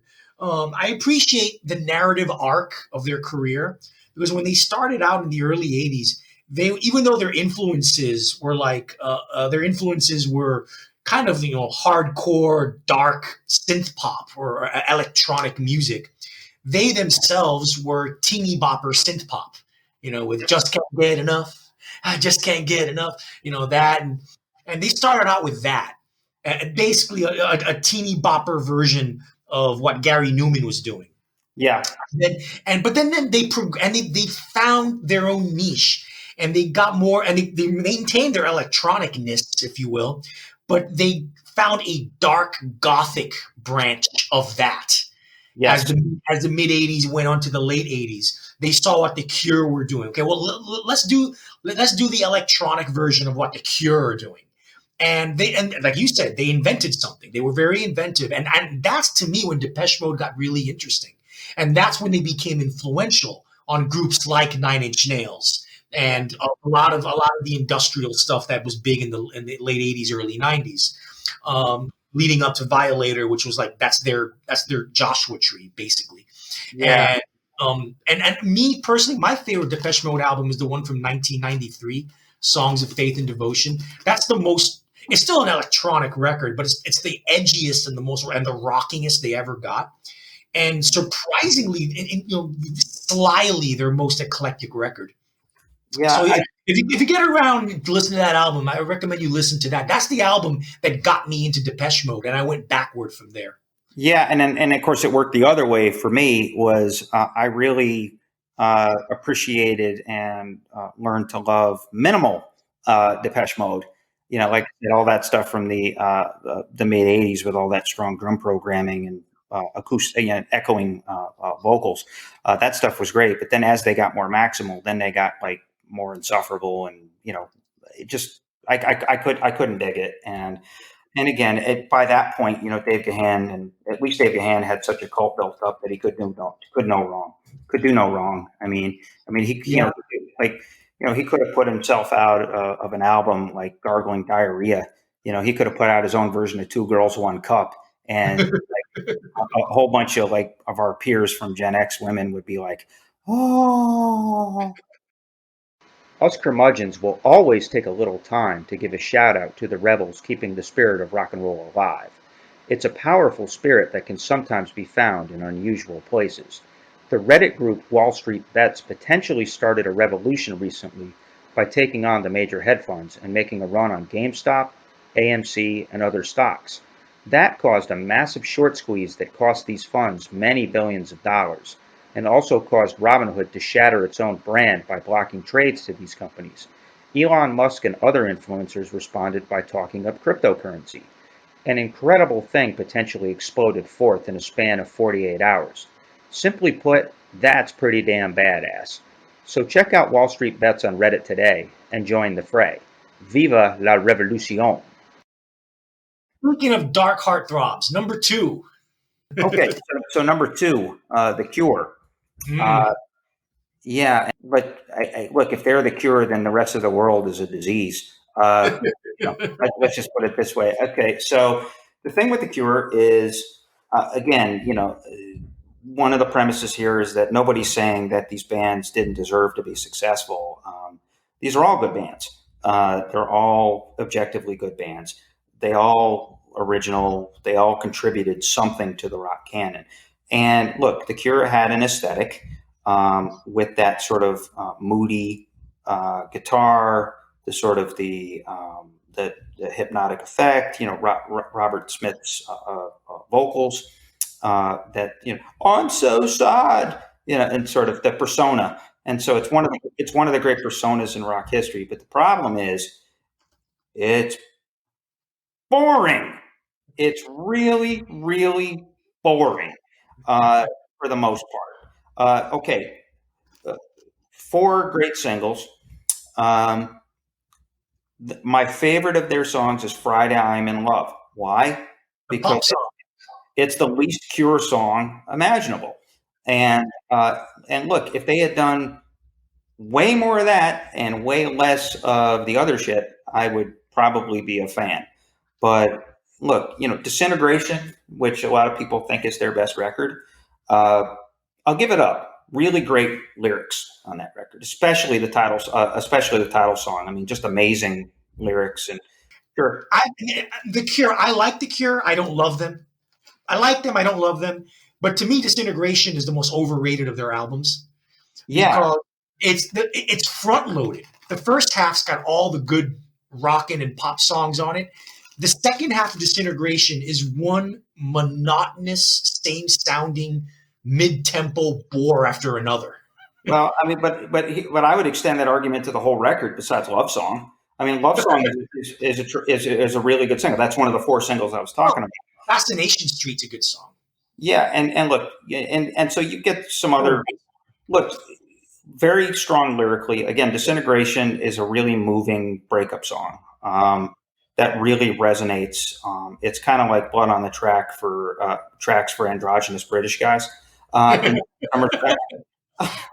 come on, but like every song on that record has like this 2-minute intro that is the same riff, and it's just like, okay, so it's either supposed to hypnotize me or make me gaze at my shoes on the good end, and it's either supposed to make me fall asleep or jump out a window on the other end. And that's like a lot of their stuff. I mean, really, their stuff from 1979 is kind of the same thing, just way more lo-fi. It's this sort of, it's a bore fest. And it's more post-punk than goth, that early Cure stuff. Oh, I know. Yeah, that early stuff. It's more post-punk, but it's the same thing. It's that sort of melodic guitar that's all dressed up with nowhere to go. And it's just, Robert Smith is a great character. The hair, the pudginess, the voice, the moodiness, and I'll give it up for him. Great singer, great lyricist. But the band is just boring and has been boring since day one, with the exception of those 4 singles. And again, they're another band. I mean, look. I will say this about The Cure. Their best album, in my opinion, is 1982's Pornography. Mm-hmm. And that's the album that pretty much killed goth, because it's the greatest goth album ever. Like, Bauhaus never did an album as good as that. Oh, no. And that to me is The Cure's greatest record, not Disintegration, not The Head at the Door, even though I like that album. But I mean, if you really want to hear good goth, The Cure's Pornography from 1982, which, by the way, that the band inspired by LSD. The band were tripping on acid in the studio when they were. Go figure. I mean, that must have been the worst, or that must have been the corniest acid trip ever. You know what I mean? But and look, I mean, did they, between them and Bauhaus and a few other of their contemporaries? Yeah, they helped invent a genre too. I do think that Disintegration on balance is probably their best record, which is, ought to tell you something about my disdain. Because again, Disintegration is wonderful lyrics that with everything else that's just boring. And so again, rock on Robert Smith. He came up with something good, but I really don't get it. I wish he would change his look, because back in his heyday in the 80s and early 90s, he had the makeup, the big sprayed up hair and all that, and he looked all mysterious and gothy and dark. And now he's in his early 60s, and he's still wearing makeup, and he's still spraying up his hair, and now he just looks like a fat old drag queen. Oh yeah, I mean, back then you could say he was innovative, but now, nah, I don't know. No, Yeah, no, come on, give it up, Robert. yeah, I know. I mean, it's time to get out of the drag phase, there, dude. You might have been innovative back then, but not anymore. So, okay, so moving on. My number one. Drum roll, please. And my friend Susan Mulligan and lots of other women of the 90s will probably come chasing after me with torches and pitchforks. Pavement. So here's my thing about Pavement. One of my all-time favorite bands. Yes, one of Arturo's all-time favorite bands. Now, see, here's the thing with Pavement. This is not going to be a hate fest on Pavement. Again, the whole premise here is I just don't get it, and I just don't see, I don't understand how the status got there to begin with, but two, how it's managed to persist. So, look, Bright in the Corners from 1997 is probably one of the top 5 rock records of the 90s. I'll give it up. That is a great record. Obviously, one of the greatest lyrics of all time is on that. About what about the voice of Geddy Lee? Yeah, how did it get so high? Yeah, exactly. Some great stuff, and then just a lot of beautiful melodic stuff on that. But here's what I always said about Pavement: it was good music done badly. I never understood it. I mean, look. If that guy's the king of id, then id really needs a dethroning. It's sort of this deliberately, I can't sing, so you should admire me for that. He played his guitar solos like he wanted it to be in another song, and it was sort of an unintentional thing. And it's like, oh, aren't I clever? And so that's just a lot of the Pavement thing, is that it was this. Look, did it arguably artfully convey a certain disaffection, a certain alienation or solemnity? Sure. Did it also convey some attitude? Sure. I mean, I really do like stuff like Conduit for Sale, and there's some stuff that's mixed in that is fantastic. But on balance, it's just really hard to take some of the stuff seriously. And Malcolmus again, talented songwriter, talented lyricist, I'll get that. But again, he's another one of these insufferable guys that basically, one of my lines about him is that he's the guy that he's this cool, mysterious slacker guy that all the Gen X girls wanted to sleep with. And he's the guy that all the Gen X guys wanted to be so that they could sleep with all those girls. That's pretty accurate. Yeah. Yeah. And that still carries on. And so, and look, even then, look, they get tagged as the band of the 90s. Robert Christgau has gone on the record called the best band in the 90s. Robert Christgau christened them as the band of the 90s. And I think some other indie publications propped them up. And again, I guess, it's an argument of convenience. The first record's 1991, the last record's 1999. So, they covered the spectrum. But look, by 1999, they're done. Terror Twilight has got a couple of decent songs on it, but it's my least favorite of their albums. Terror Twilight. By that point, they're all 5 guys are living in different cities. They've moved on, and I think they just wanted to get it over with, and it sounds like that. The album that has, in terms of deification, in terms of worship, in terms of the Pavement profile, that's aged the best is Crooked Rain. I think that's the one that has held up. And I guess I get some of it. In some ways, for a lot of kids our age that were rock heads, if you were to make like a campy "Remember the '90s" documentary, Malcolmus would be one of the first 5 names mentioned. I get it. in some ways he's a product of his era. But there again is another one that had a lot to say, could say it well, but was kind of caught up in his own bullshit and was kind of like, I always got this, hey, look at me vibe from them. I mean, even, and granted, you had, what's his name? Bob Nastanovich, who did the dancing shtick. Right. He was like the non-musician of the band. Yeah. And so there was a lot of shtick going on there. And again, like I said, they've got some monumentally great monumentally great monuments. Okay, yeah, quote me on that one. But just Conduit for Sale, Summer Babe, some of the stuff is just really strong. But on balance, it was just so annoying. Maybe if I was female, it would be different. And so again, I just feel like I'm bagging on mythos more than music here. Yeah. For a lot of these bands. But in Pavement's case, again, like I said, one brilliant record, two very good records, and two mediocre records. And then they've been riding that wave ever since. So I don't get it. So briefly, Arturo, tell me how wrong I am. Well, no, very briefly, all I'm going to say is that one of the first things you said about Pavement is the impact they made and how it lingers. My defense of Pavement is going to come down to this basic thing. I'm going to give you a list of bands and artists from the 1990s up until now who I call descendants of Pavement.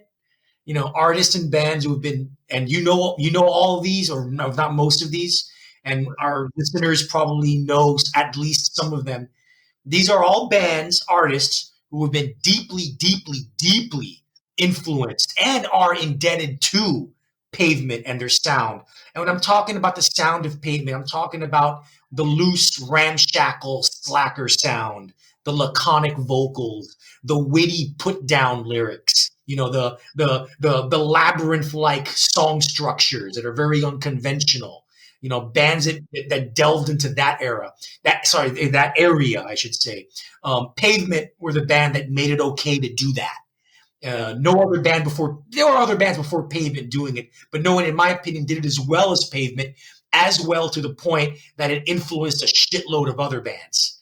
Oh, yeah, that I'll give it to them. The good music done badly thing has really been an aesthetic ever since. Here's the list in alphabetical order: Descendants of Pavement, Courtney Barnett, the Beta Band, late period Blur. From self-titled album onward, the post Britpop Blur, early period Built to Spill. Before Doug Marsh discovered prog rock and realized he could do prog rock better than every other prog rock band. A band that you and I both adore from the fall of 1998, Creeper Lagoon. Okay, very Pavement influenced. Oh, yeah. I don't think they exist anymore, but we both really love that debut album of theirs. No, they've been working for a long time. Yeah, they've been working for a long time. Yeah. Deer Hunter, Mac DeMarco, Canadian singer-songwriter. Basically, it's Pavement with a twinge of Steely Dan. That's basically what Mac DeMarco is. Flatworms, band from LA. They're probably my favorite American rock and roll band at the moment. The Goonstacks, another one of those great Australian bands. It's basically Pavement meets the Go-Betweens. Another British band called Hooten Tennis Club. Probably the most outright blatant Pavement wannabes. Kiwi Jr., another Canadian band. They just put out an album this year that's very, very good. They're basically Pavement meets the Cars. The next one. Make it stop. Okay, next. Early period Modest Mouse. 90s Modest Mouse. Very much indebted to Pavement and the Pixies. No question. That's a good call. Parquet Courts is basically Pavement goes in a time machine and meets 1970s CBGB's punk rock. That's very good, actually. And I actually do like the Parquet Courts. Yeah. Speedy Ortiz, another Pavement disciple in a lot of ways. Kurt Vile. I hear a lot of Pavement and Kurt Vile. Like I've always said, you and I both love Kurt Vile. To me, Kurt Vile. That's interesting. I'll have to go back and re-listen. Yeah. Kurt, especially the laconic, the witty put down lyrics, kind of a ramshackle sound, really windy melodies, twisty song structures. He's basically Kurt Weill. We'll talk about him in future episodes, and we're gonna pump him up because we're both big fans of his. Basically, it's Lou Reed and Tom Petty give birth to a bastard child called Pavement and smokes pot with the meat puppets. That's basically how that's actually not a bad descriptor. I mean, Petty's probably his heaviest influence, but yeah. But anyway, go ahead. And so you're on V. So that's it. I'm done. That's it. That's a lot of band right there. Yeah, and he's right. And again, maybe there's another way to put it, but good music done badly is an aesthetic that was pretty much invented by Pavement in indie rock. And again, it worked. I'll say Bright in the Corners is a brilliant record. I still listen to it several times a year, all that. But again, I just, as you could tell, all five of my groups, or at least four of them have frontmen or these types that have this sort of cult-like adoration that just kind of sickens me. So, and that ought to tell you about this member of the Curmudgeonly duo. Yes, and for how sure. Now what we're gonna do now, folks, is we're gonna end this with our album recommendations from the vault. We did this last episode. Starting with this episode onward, we're going to leave this to the end. It'll be the last part of the episode.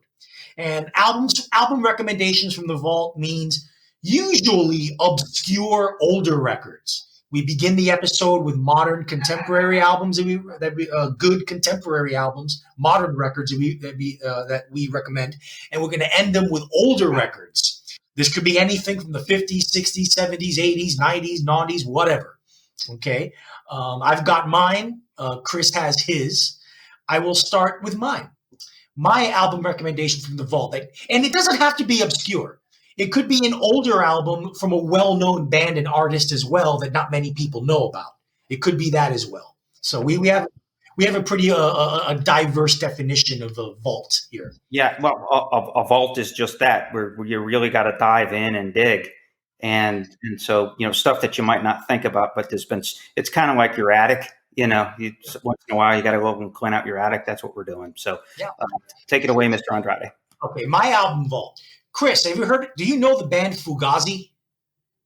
I certainly do know Fugazi. Okay. As you know, Fugazi they don't exist anymore. They were led, they're post-hardcore, super indie alternative rock legends from the 90s. Led by the two figureheads, Ian MacKaye, the hardcore legend from Minor Threat, who formed Discord Records and pretty much created a cottage industry for anti-establishment rock and roll. And is actually a very normal, nice guy. Yeah, we met him once, yes.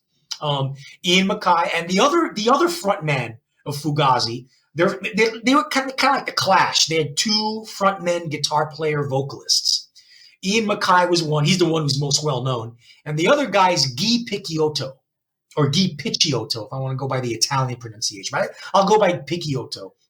And Guy Picciotto, before he joined Fugazi, in the mid-1980s, he was in a band called Rites of Spring.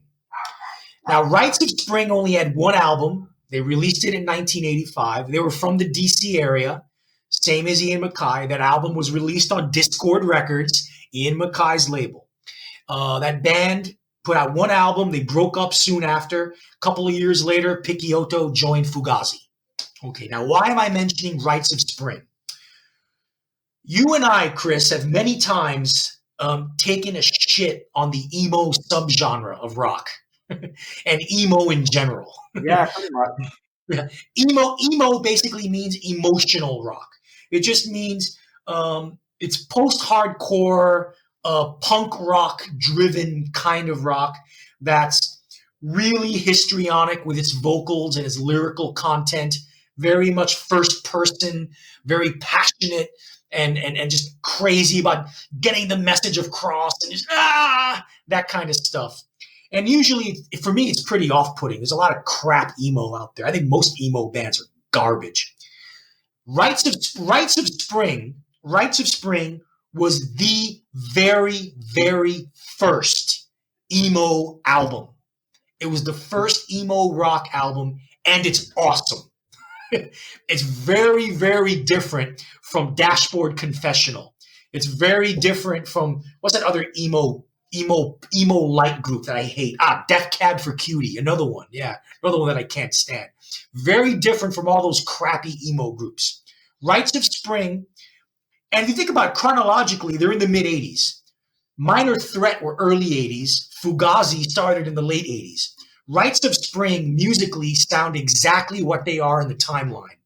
They have one foot in early '80s Minor Threat style hardcore punk, and another foot in what would become Fugazi. And Fugazi was a very rich band. They had a lot of influences. Although their complex rhythms, their really interesting guitar riffs, their gnarled song structures. They were very innovative, and maybe, in my opinion, Fugazi were one of the best bands of the '90s. Rites of Spring had one leg in both of those camps. They're right after hardcore, and they're right before Fugazi. And vocally and lyrically, very, very emo, but they were the first ones to do it. And they did it in a way that's very affecting, that's really impactful, actually. You read stories. Michael Azerrod mentions them in his great book from about the underground rock and roll scene in the 1980s. This band could be your life. Your life, exactly. He mentions Rite of Spring, how basically there were young fans crying at their shows because just of the emotional rapture that this band brought apart. But they weren't wussy.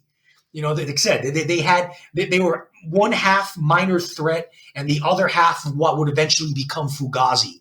There's a reason why Ian MacKaye loved this band so much and put their music out on Discord, and then picked up Guy Picciotto and brought him into Fugazi.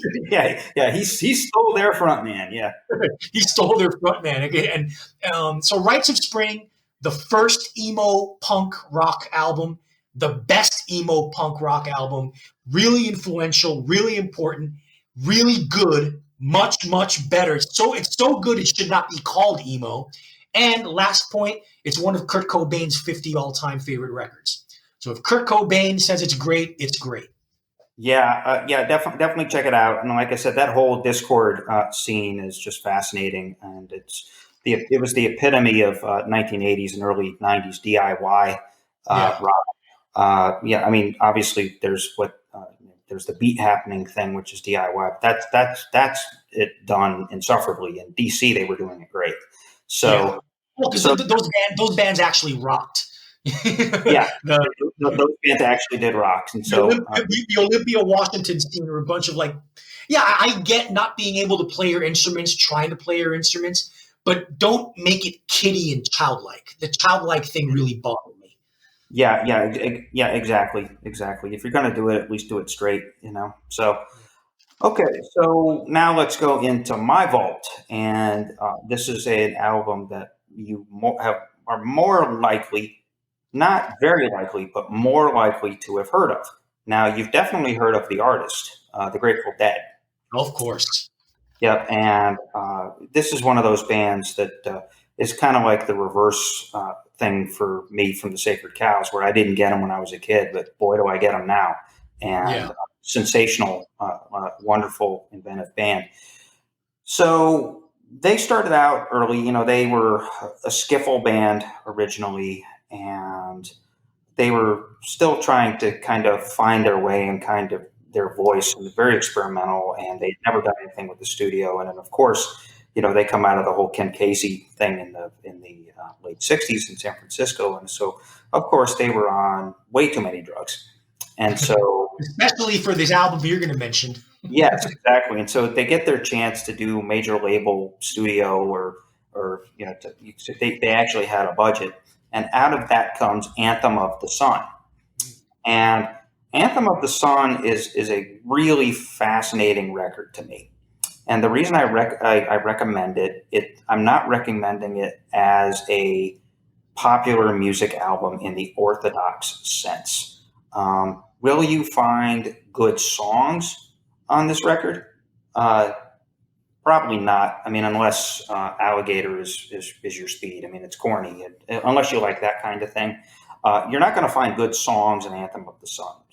But if you look at it as an album of bits and pieces, Right. I almost look at it as, let's say that you take a church stained glass window and you smash it up, and so you'll have bigger, shinier pieces. You'll have little, pieces that don't really belong, and all of that. So you have to kind of, it's like wading through a pile of broken stained glass. Is a visual way of thinking about this record. Wonderful little bits, like a chime here. That was sort of the debut of the double drum thing that they were sort of known for, with Mickey Hart and Bill Kreutzmann Right. working together. So there's a couple of little double drum solos, or these sort of like these drum kicks. And what you'll get is periods where there's just like really bad little melodies, or the things that pass for songs, that then segue into these really great sustained 3-minute jams.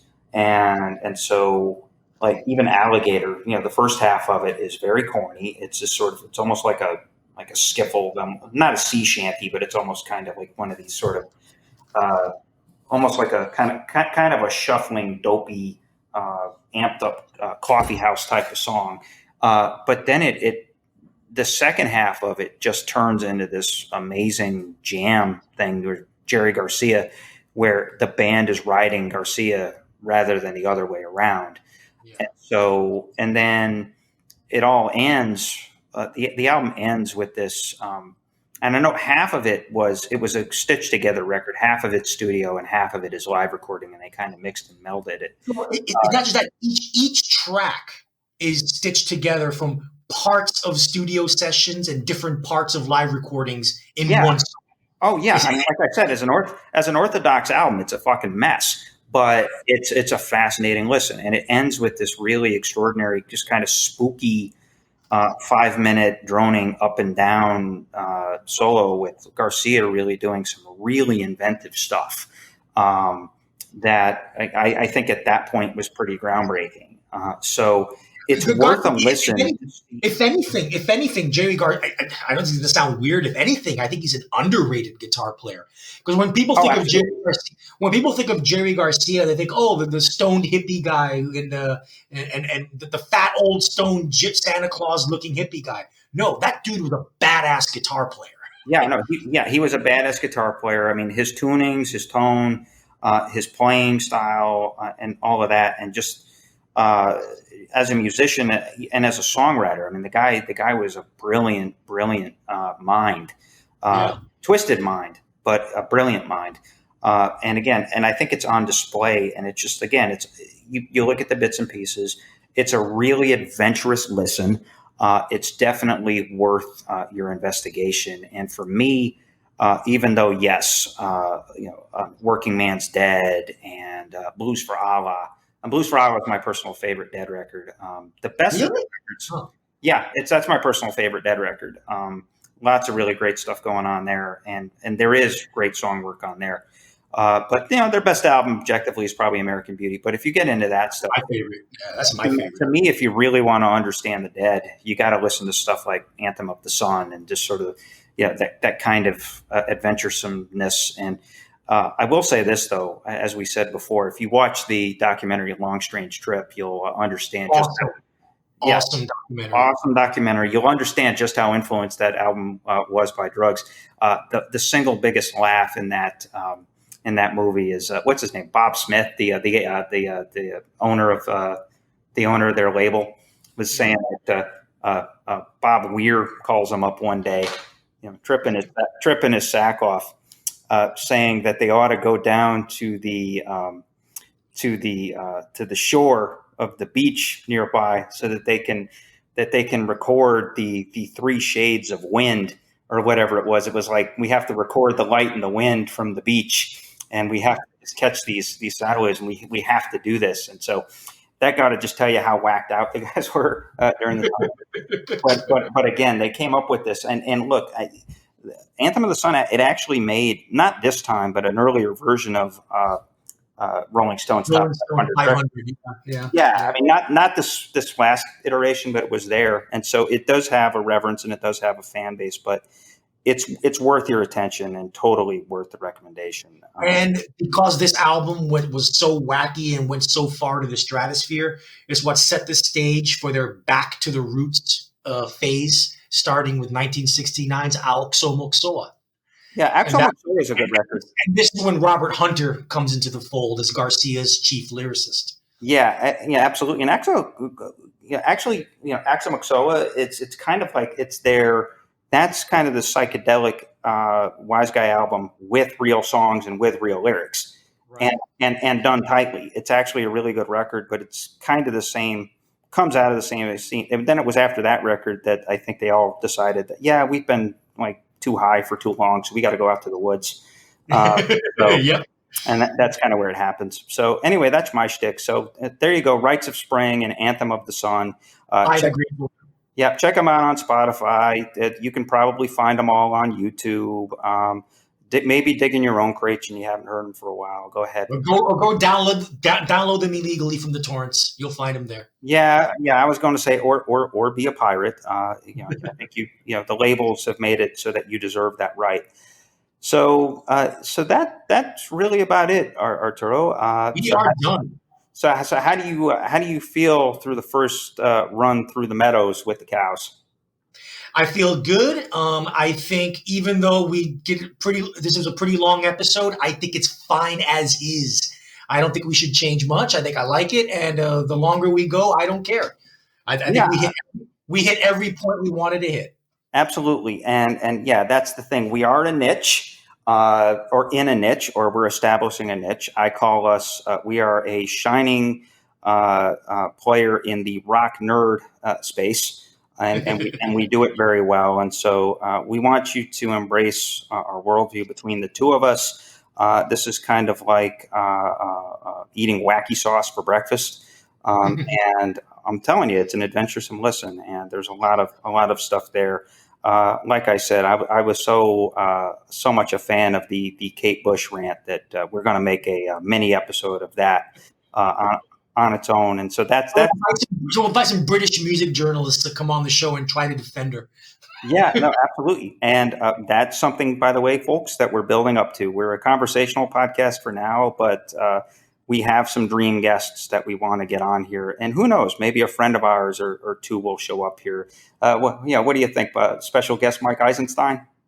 Him? Well, he's a very well-known journalist in the science field, not in the music field. Right. Yes. No, I understand that, but he does have a lot to say. And then I have a friend of mine who's a DJ and a bar owner in Tucson named Mike Essie, who might come on here as well at some point too. So shout out to Mike. So anyway, we are done, and we will hopefully you'll tune in next time when we will continue our Bovine Trilogy. And this time, Chris and I are really going to get pissed off, and we're going to agree on everything because we're going to each give 5 choices of old cows that need to be killed and put out to pasture. Yeah. Let me just give you the short title for that one. Fuck the Who. Fuck the Who. Yeah. Oh, and U2 and Stones. yeah, and a lot of other well-known old folks, retirement home people that really need to go the fuck away. By the way, bands that we actually really love, like a lot, especially their earlier stuff. But yeah, that's the whole point. They need to be put out to pasture or taken out back and shot. So. Anyway, on that note, you can always catch us at curmudgeonrock@gmail.com. Hit us up on Twitter at curmudgeonpod. Definitely check us out. We're on Medium as well, which is exciting. And so we post full episodes to Anchor and Medium, and we get full distribution. So you'll find us where you find all the other podcasts, Apple, Spotify, Google, etc. And just definitely check us on Patreon. If you want our official downloadable show notes, that's where you'll find them. Put $5 in our tip jar, and we'll give you a shout out on the air, and you'll be part of this wonderful music podcast community, helping to keep all the boats floating. The Curmudgeon Rock Report will keep on rocking if you do. Catch us where you catch all the podcasts. We know you love rock and roll as much as we do. Support us with donations at patreon.com/curmudgeonrock. Find show notes and more on our Medium site. Join us next time as rock nerds smack you with knowledge. Stay rude, stay crude, stay sophisticated. Thank you for listening.